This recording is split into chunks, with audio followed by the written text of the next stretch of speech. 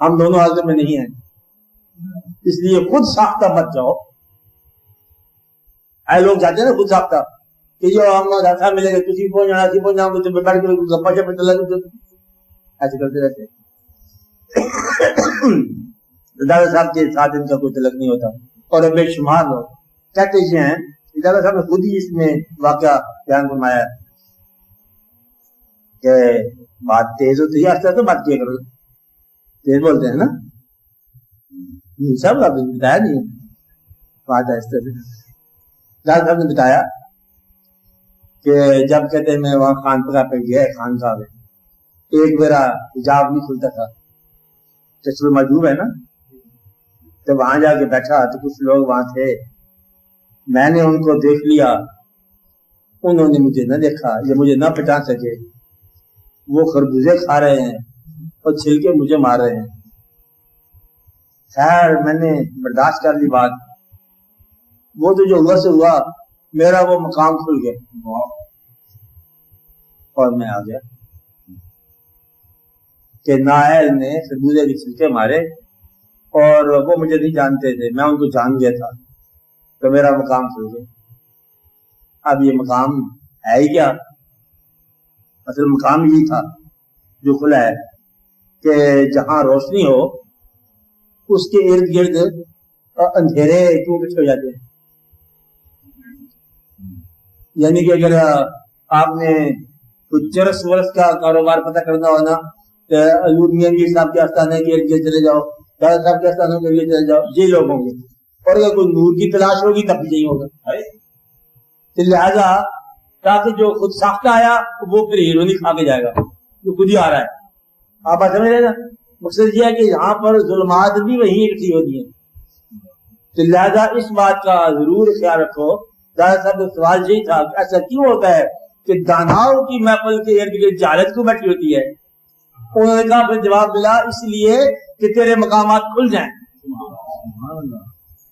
سوال کا جواب یہ تھا کہ تیرے جو مقامات رک جاتے ہیں اور دانا کا مقام کھلتا یہ ہے کہ جہالت کو برداشت کر.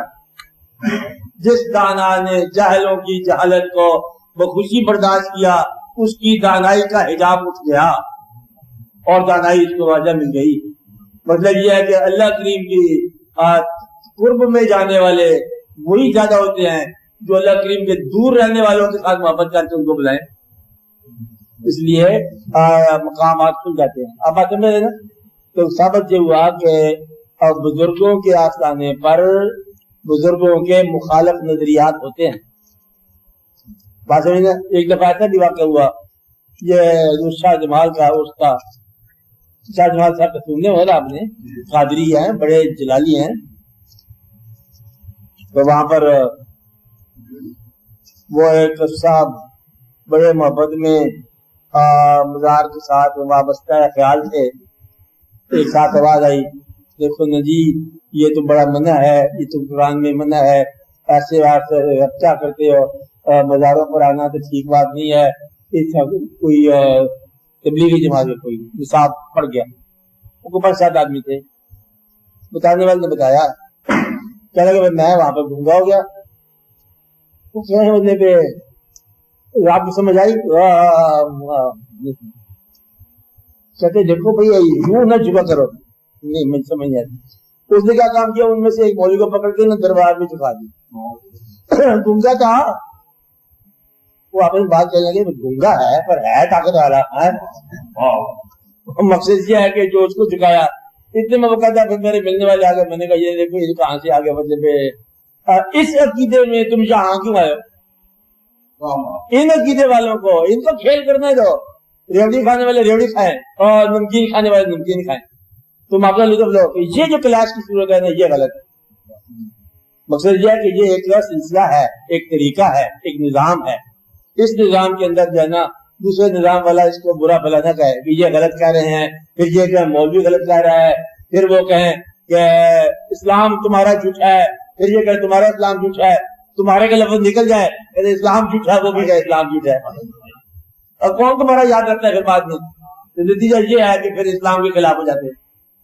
اس لیے آپ لوگ یہ جو ہے نا کبھی آپ نے دیکھا اے گستاخان رسول تم لوگ کیا کرتے ہو؟ جو یا رسول اللہ نہیں کہتے، کہا کہ گستاخان رسول. تو انہوں نے مقابلے میں کہا کہ تم خدا کو ہی نہیں مانتے ہو، تم نے تو خدا کی جگہ پر رسول کو مان لیا. آپ چلاش کی صورت میں نے پہلے بھی کہا کہ جو بندی بھی ٹھیک ہے، وہ بھی ٹھیک ہے، بریلوی بھی ٹھیک ہے، اور نفس بندی بھی ٹھیک ہے، سارے بھی ٹھیک ہے، لیکن وہ آدمی جھوٹا ہے جو ہر ایک میں جان دینا ابھی تک کھوج ہی لگا رہا ہے. تو ایک رستے پہ چل پڑو، بس مسئلہ حل ہو جاتا ہے. اس لیے یہ بات ضروری ہے.